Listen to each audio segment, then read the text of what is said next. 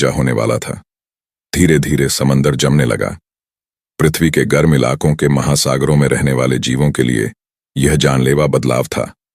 निचले समंदर बर्फीली कब्रों में तब्दील हो गए। यह दुनिया में पहली सामूहिक विलुप्ति यानी मास एक्सटेंशन थी।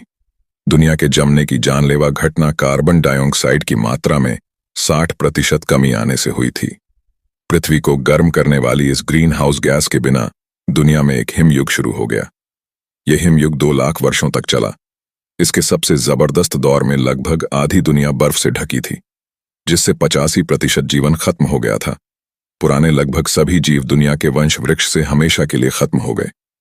गर्म इलाकों के निचले समंदरों के खत्म होने से कुछ ऐसे जीव ही बचे जो ज्यादा गहरे पानी में जिंदा रह सकते थे।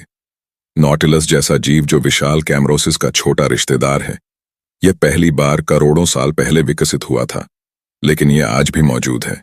उनके लचीले जिलेटिनस शरीर पर गहराइयों के जबरदस्त दबाव का असर नहीं पड़ता और अपने सुपर सेंसेस से वह अंधेरे में भी रास्ता ढूंढ सकते हैं।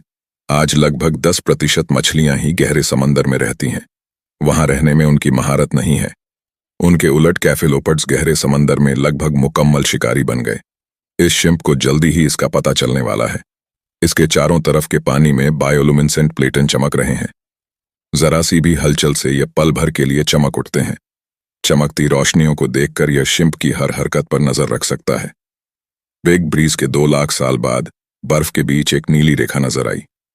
पानी कार्बन डाइऑक्साइड गैस की मात्रा फिर से बढ़ गई, जिससे दुनिया का तापमान भी बढ़ने लगा। ग्रेट मिल्ट यानी दुनिया में बर्फ पिघलने का दौर शुरू हुआ। पहले यह धीरे धीरे हुआ और फिर इसकी रफ्तार तेज होती गई। जल्दी ही सैकड़ों मीटर ऊंचे ग्लेशियर्स अब गर्म होते समंदरों में गिरने लगे। कुछ हजार सालों के अंदर ही पृथ्वी की लगभग आधी बर्फ पिघल गई और अगले कुछ हजार सालों में तो यह पूरी तरह गायब हो गई। पहले गहरे समंदर में शरण लेने वाले जीवों के लिए अब वापस ऊपर जाने का मौका था।